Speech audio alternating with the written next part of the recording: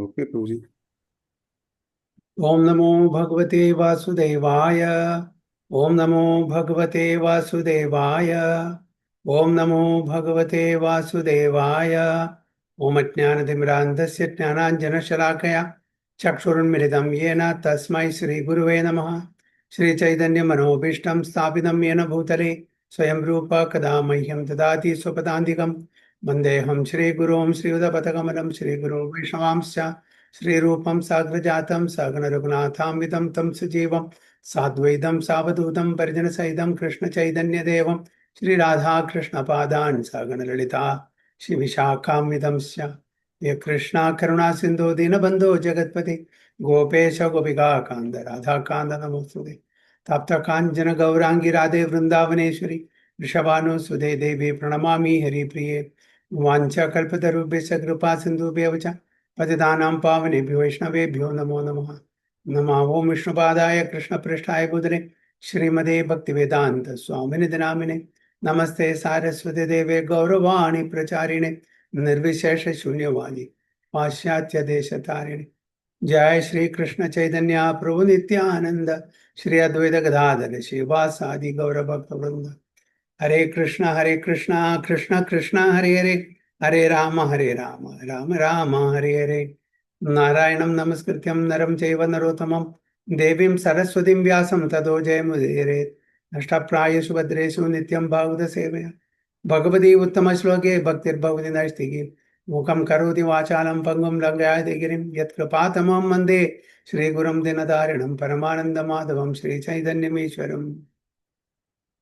योऽन्तः प्रविश्य मम वाचमिमां प्रसूप्तां सञ्जीवयति अखिलशक्तिधरस्वधाम्नाम् अन्यां च हस्तचरणश्रवणत्वगादीन् प्राणां नमो भगवते पुरुषाय तुभ्यं।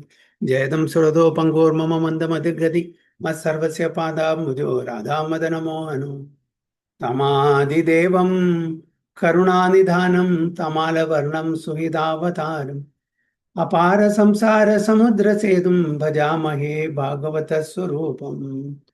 परमानंद पाठाय प्रेमवर्षि अक्षराय दे सर्वदा सर्वसेव्याय श्रीकृष्णाय नमोस्तुमे। गुरुवे गौरचंद्राय राधिकाय तदालय कृष्णाय कृष्ण भक्ताय तद्भक्ताय नमः। हरे कृष्णा हरि ओम तत्सत। So welcome all the devotees for today's Srimad Bhagavatam class. So we are reading from Srimad Bhagavatam, first canto, 7th chapter, text 6 onwards.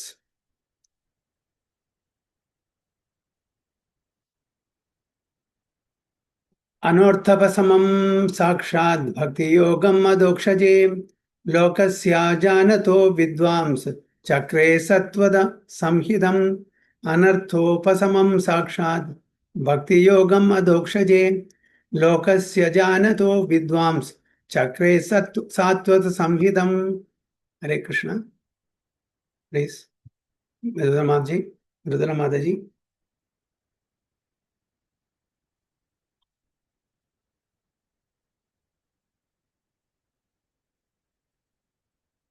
You're on mute, माता जी।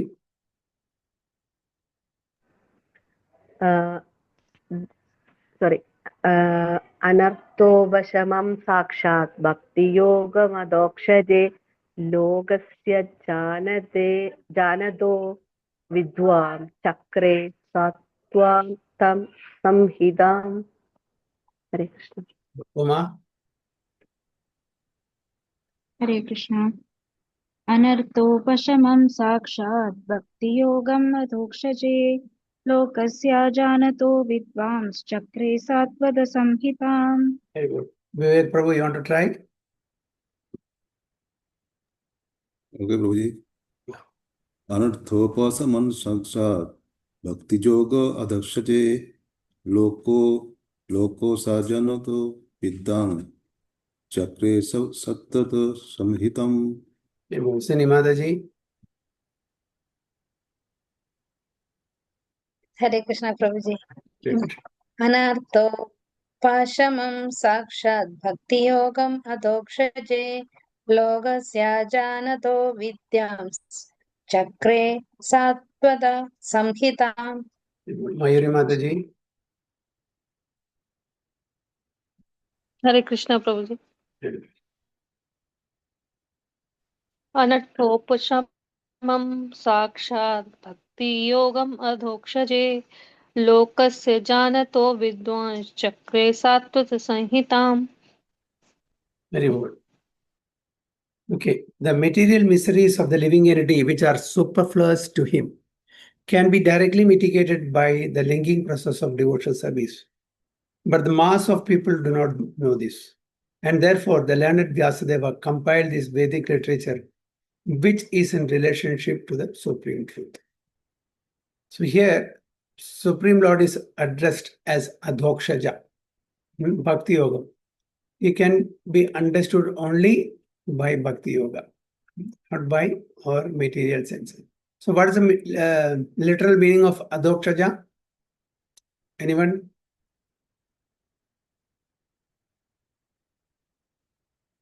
What is the meaning of Adhokshaja? Here it is given unto the transcendence. Lord Krishna is also known as Adhokshaja. Why is known as Adhokshaja? What is the meaning of that?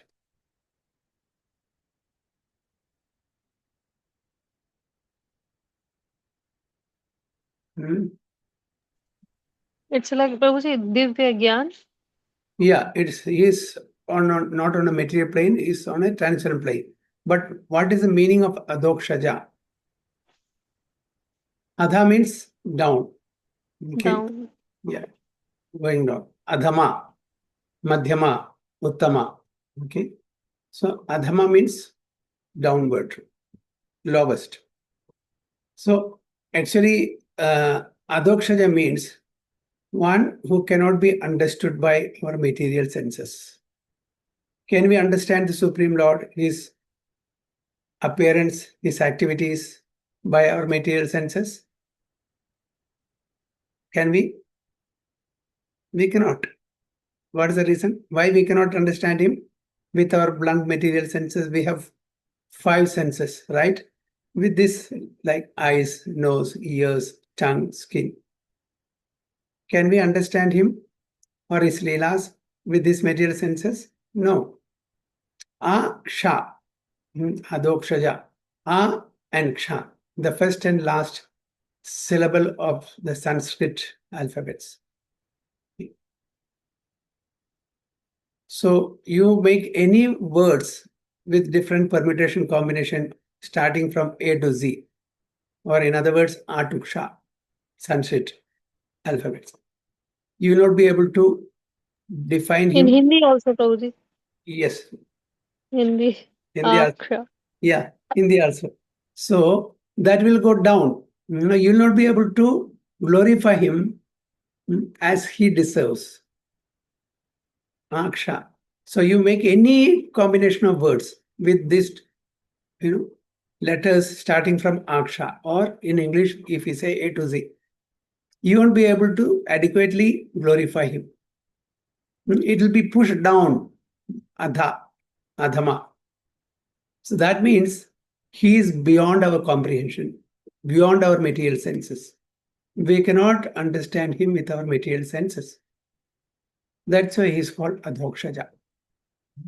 Savai pumsam paro dharmo yedo bhaktir adhokshaja. Bhakti, bhakti to the Supreme Personality of Godhead, beyond the material conception, beyond the 3 modes of material nature. Only through bhakti we can understand to the extent that we are supposed to understand. Not fully. Not fully. To the extent that we need to know him, he will reveal to us. So that is only possible if we totally surrender to him, if we have that complete unflinching faith in his instruction as given in Bhagavad Gita or Bhagavata. So that is what exactly it is mentioned here. The material miseries of the living entity, which are superfluous to him. The material miseries will come and go because we are in the material world. We are a place called, what is that called? This place, Dukhalayam Ashaswadam. A place full of miseries. So how do you expect something good to happen in this material world? Every step there is danger. Every step there is danger. Every step there are anxieties. So we have to go to a place where there are no anxieties. That is called spiritual world. That's called Vaikuntha. Vaikuntha means Kuntha means miseries, anxiety. So a place without anxiety is called Vaikuntha. So the Vaikunthas are in the spiritual realm, spiritual world. This is material world. Lord Krishna has categorically stamped. This place is called Dukkhalayam Ashashudam. A place full of miseries, Dukkha Alayam, house of miseries. And Ashashwadam. Ashashwadam means temporary. This world is temporary, comes and goes. It is not eternal. It is not going to be here eternally. This material world is not going to be here eternally or eternity. It comes and goes, it manifests and unmanifests. Manifests and unmanifests. Whereas the spiritual world is that eternally there. There is no beginning, there is no end. And there are no anxieties in the spiritual world. That's why it is called Vaikuntha. So our aim or our goal is to reach that place where we will not be subjected to any miseries. So to reach there, we have to practice bhakti. Without bhakti, you will not be able to understand the Supreme Lord, his appearance, his activities, and about his about. So bhakti is the via medium to reach him. But the mass of people do not know this. Majority of the people does not, because we are all busy in the material world, in the so-called enjoyment. We think that we are enjoying, isn't it? We think that we are enjoying, but in fact we are not enjoying. Okay? The moment that we think that I am enjoying, immediately the misery will take over us. Especially in the middle planetary system, in the Momandala, it's a mixture of happiness and miseries. So, the happiness is just a gap between two miseries. Happiness, what we are enjoying or experiencing, the so-called, that is called flickering happiness, Chapala Sukham. It's a gap between two miseries. Is there anyone on this planet who is 100% happy without any problem? This place itself is miserable. How can you stay here without any problem? Everyone is experiencing miseries in varying degrees according to his or her own karma. Everyone. Nobody is 100% happy. If at all somebody is very happy, he will be a madman. The madman doesn't know what is happiness, what is miseries. He'll be totally mad because he's not within his senses. So sometimes he may laugh, sometimes he may cry. A madman is beyond all this happiness and miseries. So like that. So, but the mass of people do not know this. And therefore, the learned Vyasadeva compiled this Vedic literature, which is in relation to the Supreme. So why did he compile this Vedic literature? So that we can live a life following his instruction to reach our ultimate destination, instead of going through the vicious cycle of birth, death, old age, and disease. Now, not knowing what our aim, what our goal is, we are undergoing the vicious cycle of Janma, Mrityu, Jara, Vyadhi in this material world.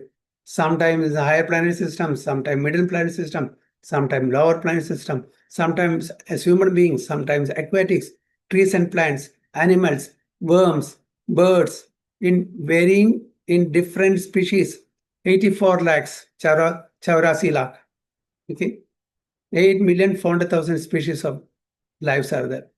Okay, these are the categories. So, according to our karma, we will be born in any of the categories. 84 lakhs. So, Vyasadeva is instructing us, stop this vicious cycle of birth and death. Go to a place where there will be no birth and death. And you will be anxiety free. You will be always in bliss, full of eternity, full of bliss, full of knowledge, Satchidananda. So that's why Vyasadeva compiled the Vedic literature so that we will get benefit. So sages, so we are indebted to many classes of living beings. We are indebted to our parents who gave us this birth, who have cultivated us, nurtured us, and protected us. So we are indebted to our parents. We are indebted to sages like Vyasadeva, Acharyas, Sadhus, because of whom we know this philosophy, we know the truth, who we are, from where we are coming, where we are supposed to go. All these things we know only because of the literature, scriptures. Who has given us? Sadhus. So we are indebted not only to our parents, we are indebted to the sages. We are indebted to other living beings. So animals, worms, birds, and so many other species of lives are directly or indirectly helping us for our survival. Isn't it? So we are indebted to other living entities. We are indebted to human beings. We are indebted to human beings also, because the human beings, we are in the same category. They are helping us. They are helping mutually, each one of us, helping others, isn't it? So we are indebted to human beings also. We are indebted to demigods. Okay, we are indebted to demigods like Brahma, Indra, Varuna, Vayu, Chandra, Surya, because of whom we are surviving this material world. They are managing, they are giving us air, they are giving us light, they are giving us what you call so many other things. So we are indebted to. So how do we know? We know only from the scriptures. Are we taught this in the school or colleges? No. They say, no, you are independent. You can do whatever you want. This is what the material system of education teaches us. At least in the olden days, there used to be some good relationship between the children and the teachers. Nowadays, it is also not gone. The children used to respect very nicely their teachers. Now that it's all gone. Nobody respects. They are like friends now. And they are behaving, they cannot even scold or chastise them, the students nowadays. So that's because we are imitating the Western culture. India is also imitating the Western culture. So we also have lost our culture. So if we are really interested in attaining the ultimate goal of life, we should read, scrutinizingly study the scriptures like Bhagavad Gita and Bhagavatam. Then we'll attain what we are supposed to attain in the human form of life. Otherwise, just like as Prabhupada says, we are living like an animal, two-legged animal. What's the difference between animal and us? They are having 4 legs. We are having 2 legs. Okay, we are dressing. They are not dressing. They eat anything and everything. We are choosy in our this thing. But at least they are following the laws of nature because they are compelled to, forced to. We are not following the laws of nature. So who are better? We or the animals? Animals, they don't exploit the laws of nature. Why? What is the reason? Why they will not exploit? We are exploiting. What is the reason?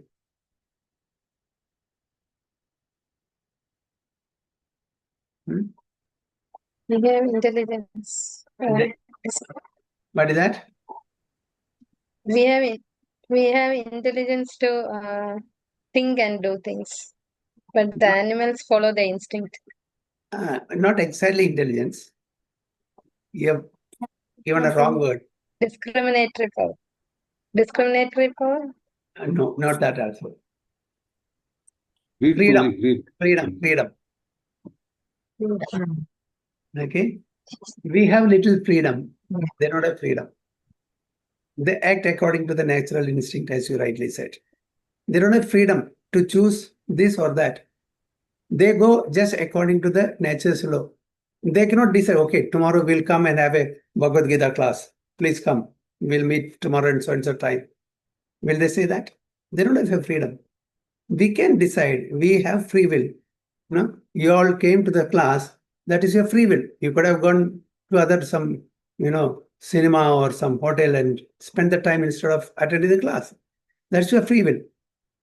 The animals doesn't have free will. That is the reason they don't have karma phala also. They don't have reaction for their actions.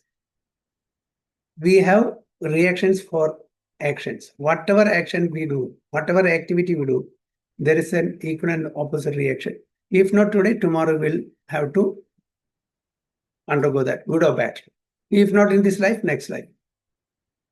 That's why we are in different position, different status, different situations, because of our own actions and reactions and actions and reactions. This keeps coming and going. So they are in 4 legs, we are in 2 legs, but we are leading an animalistic life. Because as we all know, there are the 4 activities everyone does, all living entities, including human beings. Ahara nidra bhayamaitanam. Ahara nidra bhayamaitanam cha samanya meda pashubi naranam. Dharmo hi tesham adhigo vishesho dharmena hina pashubi samani. Ahara nidra bhayamaitanam. Eating, sleeping, mating, defending. These 4 activities everyone is doing. Everyone, including the human being. So what is distinct for us? Why we are separate from the human being? Because dharmo hi tesham adhigo vishesho.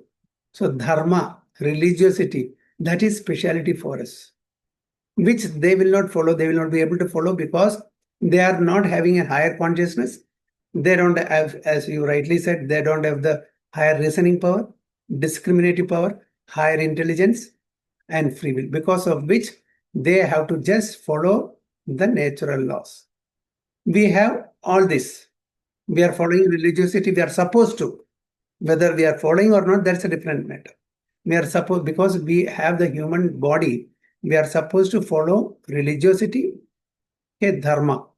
Dharmo hi tesham adhigo vishesho. For human being, what the Lord has given is dharma.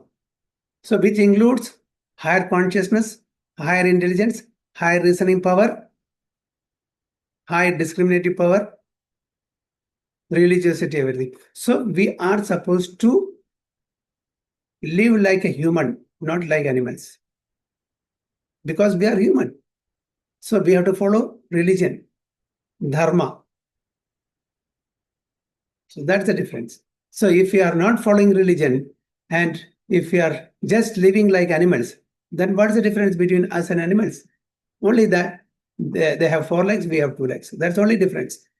They're also doing eating, sleeping, mating, defending. We're also doing the same thing in a polished way, in a sophisticated way. So if you want to really become human, we have to be, a cultured, Aryan, civilized people. So civilization, culture will come only when we practice religiosity and when we discriminate what is good and bad.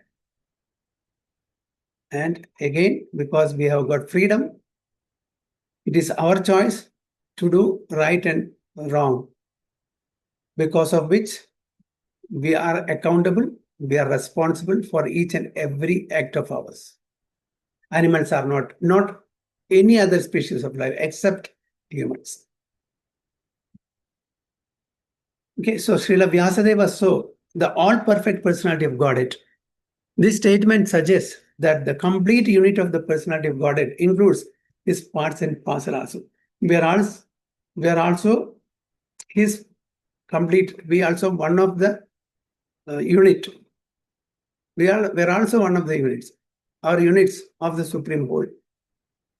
Parts and parcel.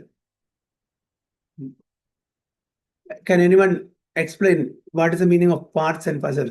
Why Prabhupada has used this term? We are parts and parcel. I have explained this 2-3 times in our previous class. Anyone remembers what's the exact definition? Why is he using parts and parcel? Why is he not sticking to we are all parts of the Supreme Personality of Godhead?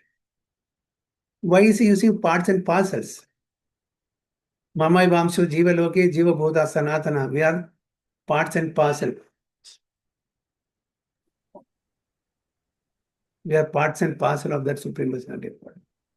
Hare Krishna, Prabhuji. Yes.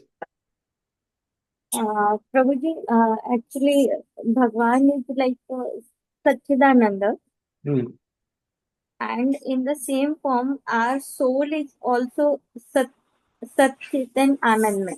But we are in a minimum quantity. matlab, Yeah, in See, quantity and quality, we are different. quality also.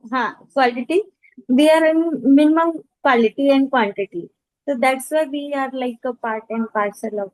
That is not the definition that I have told you earlier. Anyone remembers? Part, Why? part. We Yeah. are a part means we are a part of the God. We are, Yes. I mean, in Okay. quantity we are small, but we are a part of the God. Parcel means we have some independence. Independence, like we have given free will to. Yeah, just okay. It's not the right definition. What is it? No. I think Hare Uma, Krishna. Uma, I think you may remember. Do you? I'm sorry, Prabhuji, I don't remember. Okay. Anyone else? Okay, I will explain once again. Please keep this in mind. Why Prabhupada is using this particular, term? We are all his parts and parcel. As Mataji, Vandana Mataji, somebody said, we are part. We are not Supreme Personality of Godhead is full. Okay, now this hand, part of my body. Okay, this is not full. So part of this body. Similarly, we are all part of that Supreme Personality of Godhead. Why parcel then? Although we are part, we are as a whole unit. This part, we being the part of that Supreme, we are a whole unit also. But whereas in my case, this hand is not independent. If it is discharged from this body, it cannot work on its own. It is only part of the body. It is not part and parcel. But we, the full personality, is part, not only part, but parcel, a complete unit. It can function on its own. So that's why parcel is full. It is full. So me and you, every one of us, we are full. We can function independently. A screw in this laptop cannot function independently. Only when it is attached to this laptop, it will function. Similarly, this hand will not function if it is not attached to this body. So it can be said that this is only part of the body. So this hand is not part and parcel. Whereas I am part and parcel because I can function independently as a whole unit. Just like the Supreme Lord is a complete unit, we are also a complete unit, independently minute. Is it clear? Don't forget. Next time I'll ask again. Okay. So this statement suggests that the complete unit of the personality of Godhead includes his parts and parcel also. He saw, therefore, his different energies, namely the internal energy, the marginal energy, and the external energy. So, as we all know, we have discussed this many times. The Lord has primarily 3 energies: internal energy, external energy, and marginal energy. So, Chit Shakti and Achit Shakti. So, marginal energy comes under Achit Shakti. And Chit Shakti, who comes? Both. Who comes in Chit Shakti? All the people, all the living entities in the spiritual world, Antaranga Shakti. And the marginal we living here, it is also comes under that. Now, all the spiritual creation comes under the internal energy. And all the material creation comes under material energy. The spiritual energy has three aspects. The material energy has three aspects. Who can say that? We have discussed this many times. Again, who remembers that? So just revising so that it's good for us. Internal energy has three aspects and external energy has three aspects. What are those?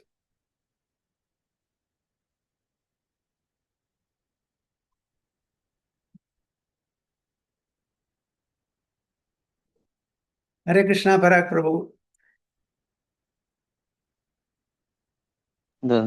Hare Krishna Prabhu, then Pranam Prabhuji. Yes. Hare Krishna Prabhuji, that is Shakti is the Jivatma, has Satchidananda, and external potency is the Maya, which is having Sato Tamo Rajoguna. Okay. Now, yes, you have partly answered the question, but not completely. I asked you, internal potency has three aspects. External potency has three aspects. You said one. Okay. Internal potency is Bhagavan Swam, it is Satchidananda, Prabhu. Yeah. You have to elaborate that. Then he had the Satchidananda. Haladini Shakti and all those Shaktis are also there, Prabhu. Three Shaktis of Bhagavan. Yeah. So I'll explain to you again. The internal potency, the Chit Shakti, comprises of three aspects. That is Samvit, Sandhini, Hladini. Haladini, yes. Okay. What is Hladini Shakti? Hladini Shakti is the pleasure potency of the Supreme Personality of Godhead. Who is representing that? Radharani. Samvit potency is the cognizant potency, the knowledge potency. Actually, its Lord has all this inbuilt. So the personality of Godhead has given this to his own associates as Radharani for pressure potency. And Samvit potency is the knowledge, as you rightly said, Satchita Ananda only. We are also Satchidananda. So Samvit is all cognizant, past, present, and future. The Lord knows the past, present, and future. What we are going to be in the future, how we are going to act in the future, what will happen to future, when we will be promoted to the spiritual planet. Everything in future.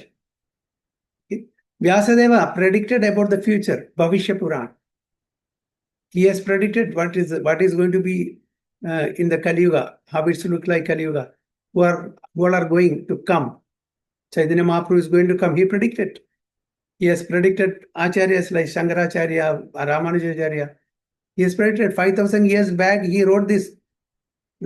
So many kings he has predicted will come. So his future, because they're all beyond the three modes of material nature, they can predict, they can see future. They know past, present, and future. That is cognizant. That is called Samvit. And Sandhini. What is Sandhini? Sandhini means existential potency. All this creation is existing because of the Supreme Personality of Godhead's this particular potency. Sandhini potency. So, Hladini, Sandhini, and Samvit. These are the three aspects of Chit potency or internal potency. And which are the three aspects of the external potency? That is Bahiranga Shakti, Sattva-guna, Rajoguna, and Tamoguna. Okay, we know the three modes of material nature. So just to revise. So he also saw his different plenary portions and parts of the plenary portion. Again, what's the meaning of plenary portion? Why Prabhupada uses this particular word, plenary portions or plenary portion, whatever it is? What is the meaning? How do you understand that?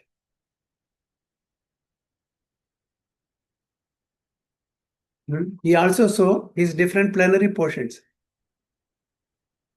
Who? Vyasadeva. What do you mean by? What do you understand?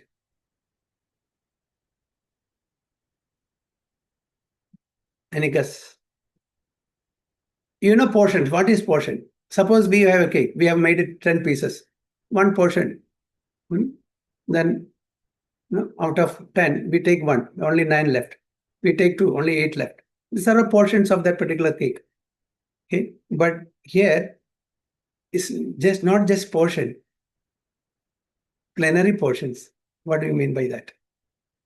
Again, the same thing, it is complete. It's full. Although it is portion, all the energies of the Supreme Lord is in that plenary portions. Okay, it is complete, it is full. We say it is portion, but whatever the Supreme Lord, the potency that Supreme Lord has, all that potency is there in this portion also. That is what it means, absolute. All Vishnu Tattva. They may not exhibit that. That's a different thing. That's it. Now, for example, one of you may have many talents. You may be a great singer, a great cook, a great preacher, and so many great artists. But now here in this forum, which quality or which talent will you exhibit here? Not all.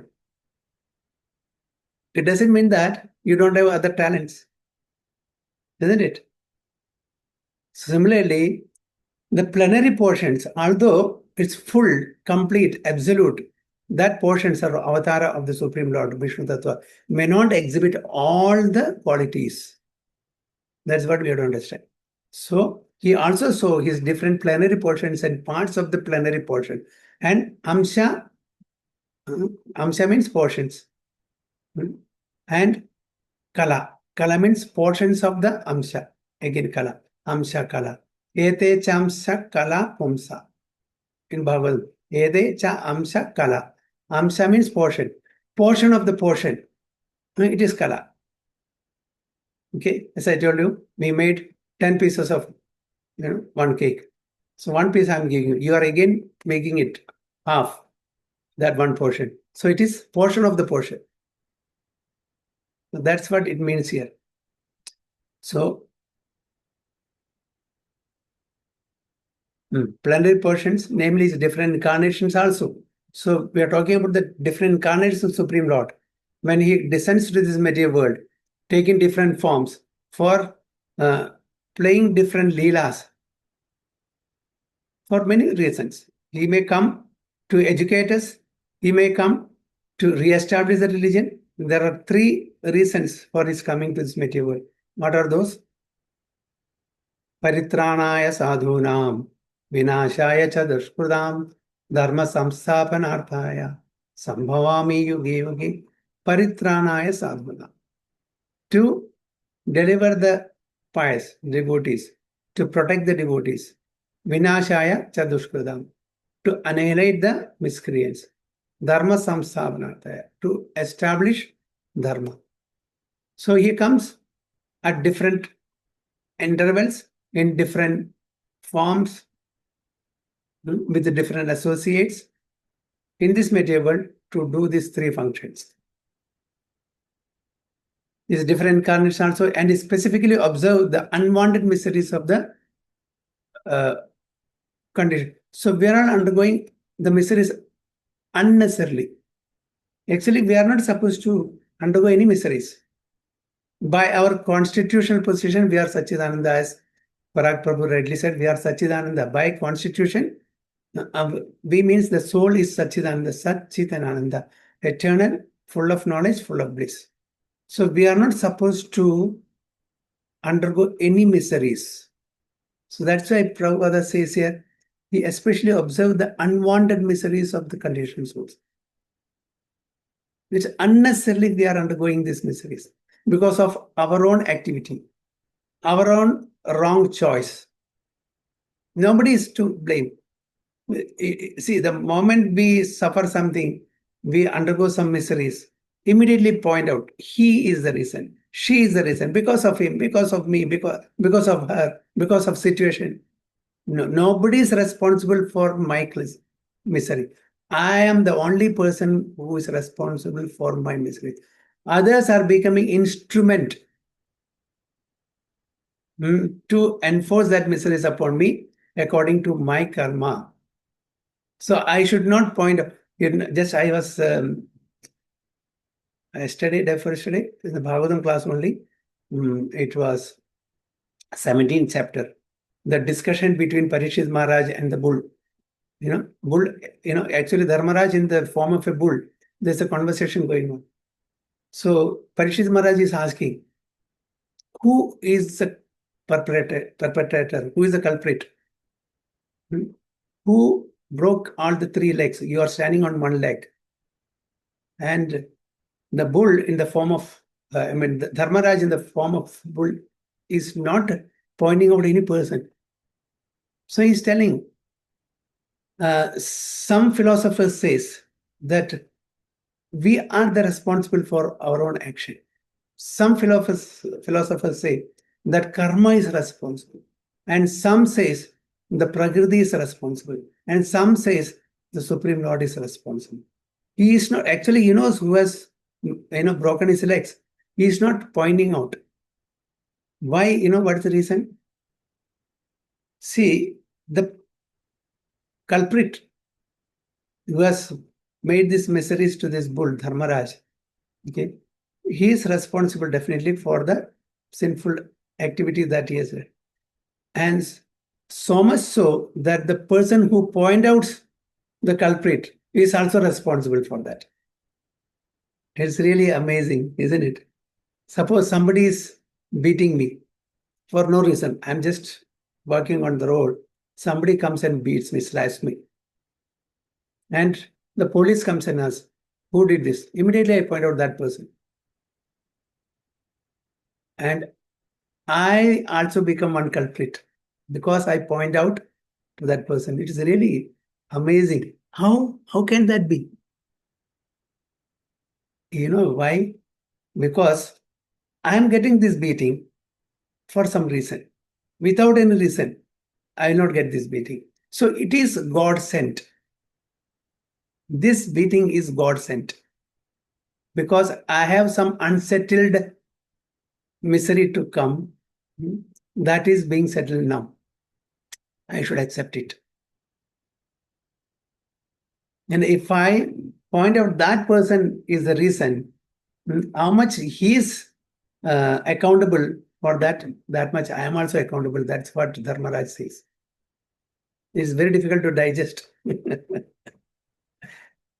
That's why Krishna says tolerate. When good comes, we say so it's Krishna's mercy. I've been practicing Krishna consciousness, I've been chanting his holy names, and I'm doing devotional service. So God has been very merciful to me.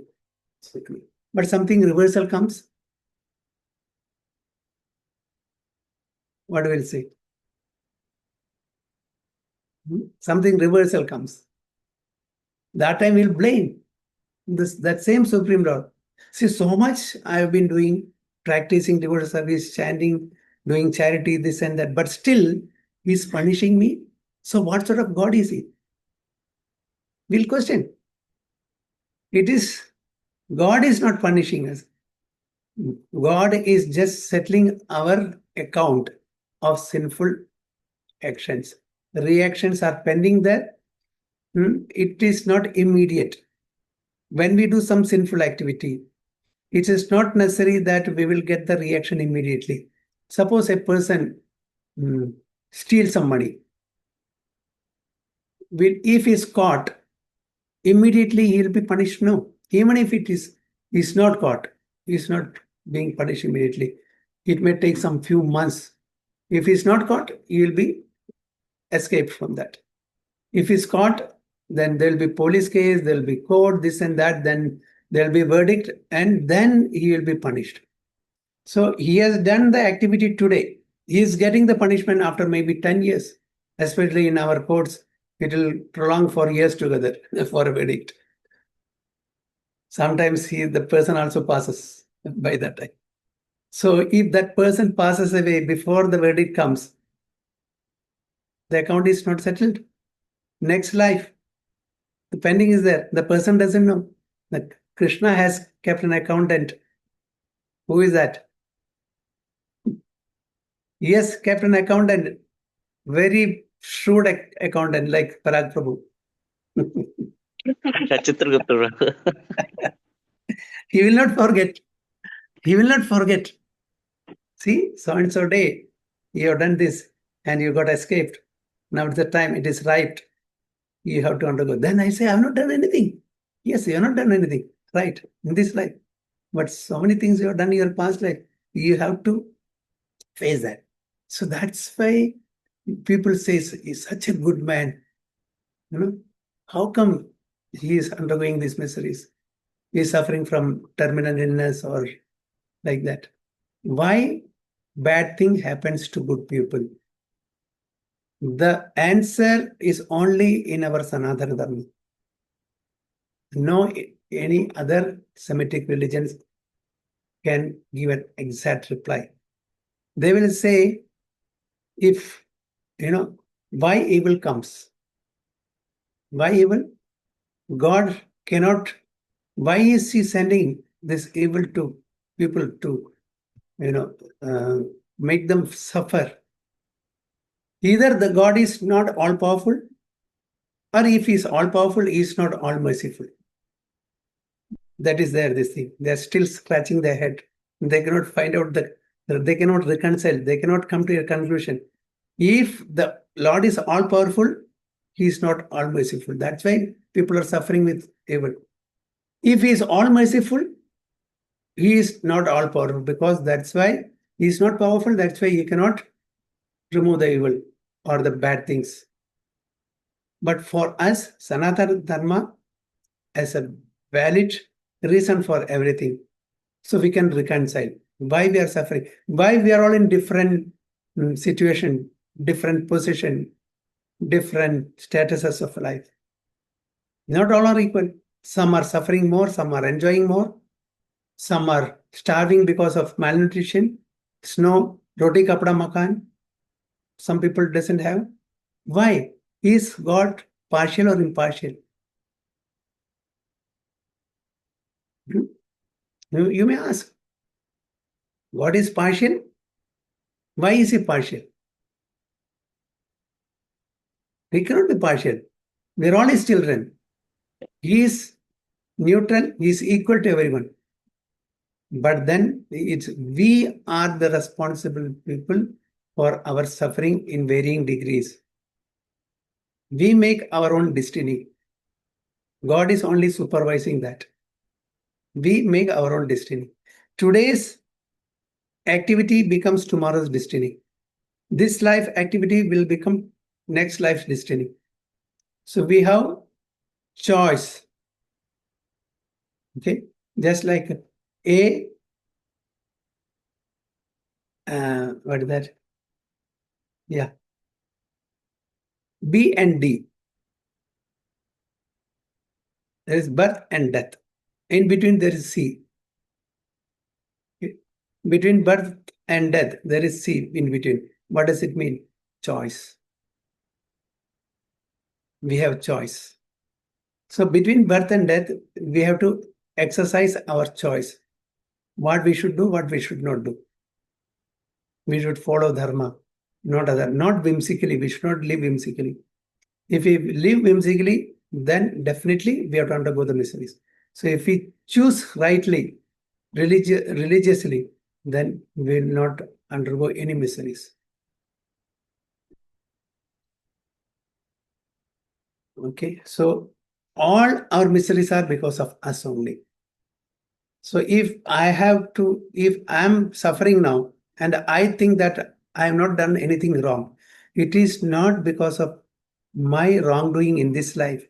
It is in some lifetime I have done. Now it is the right time to suffer that. Now Prabhupada gives a very good example. Okay, a boy puts his finger in the fire. Will the fire say, oh, this is an innocent child, I will not burn him? immediately the finger will be burnt. Okay? If I sow a seed, the fruit may come, or the plant may come to its maturity and will get fruits. Some seeds may give in days, some in weeks, some months, some years to give the fruits. Similarly, our activities also like that. Some will fructify today, some will fructify in months, some in years, some in lifetimes. That's it. So everyone will have to pay the price for their good or wrongdoings. The price is, if we are doing good, we can enjoy. If we are doing bad, we'll have to suffer. We should not cry. Why it is only coming to me? Why only me? Why God is only testing me? God is not testing us. It is our wrongdoing, is making us undergo all these miseries. It is actually suffering is exhausting all our karmas. Suffering. Enjoy also. Both enjoying and suffering, both we are exhausting our karma. When the karma becomes zero, then we'll be eligible to go back home, back to home. So pious and impious, both should become zero. The balance sheet should be zero. No credit, no debit. No Parag Prabhu? No debit, no credit. It should be zero. Then we'll be eligible to go back home, back to order to Vaikuntha. Okay, so we'll just continue only 5 more minutes. We can finish it, no problem.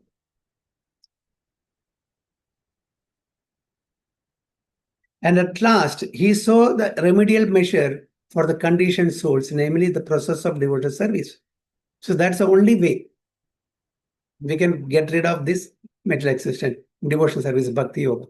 There are different paths, of which the bhakti path is the topmost.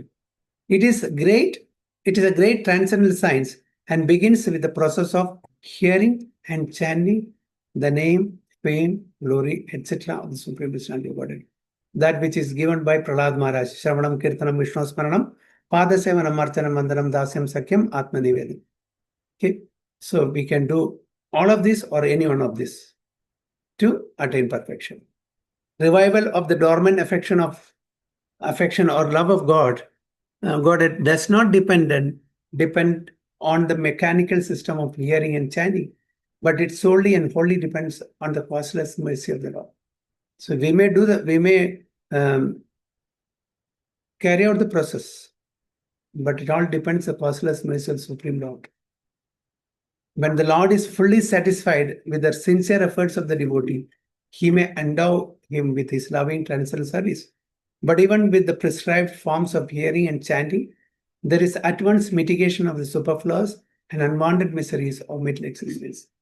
So, but even with prescribed forms of hearing chanting, there is at once mitigation of superfluous and unwanted miseries.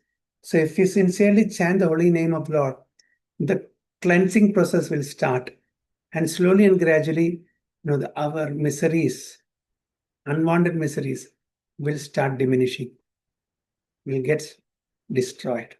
Such mitigation of material affection does not wait for development of transcendental knowledge.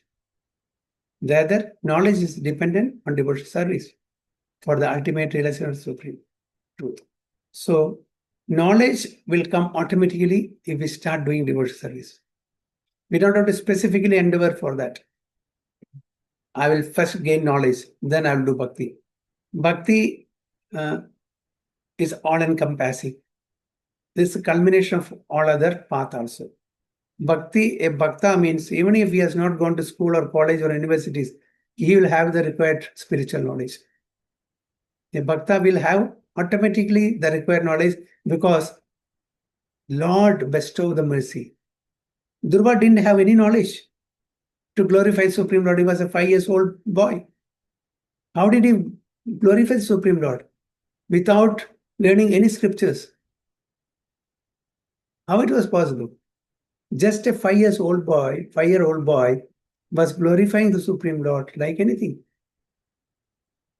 Because the Lord has imparted the knowledge into his heart. So that is the mercy of the Supreme Lord, not bookish knowledge. We may forget whatever we learn, whatever we read. But if there is a mercy of the Supreme Lord, we'll be able to remember everything. Because from Lord comes everything. Smriti, Jnanam, Apohanam.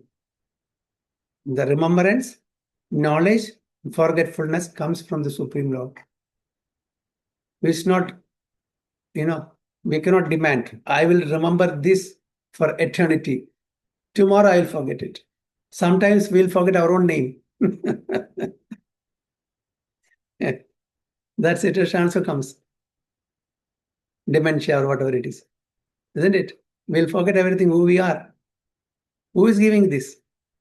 And we challenge, I know everything. I am this, I am that. Nothing is in our hand. Unless and until we have the mercy of the Supreme Lord, we will not be able to remember anything. And the forgetfulness also comes from him.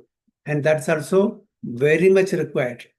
Otherwise, we'll go crazy. If we remember everything in every life that we have lived, we'll go crazy.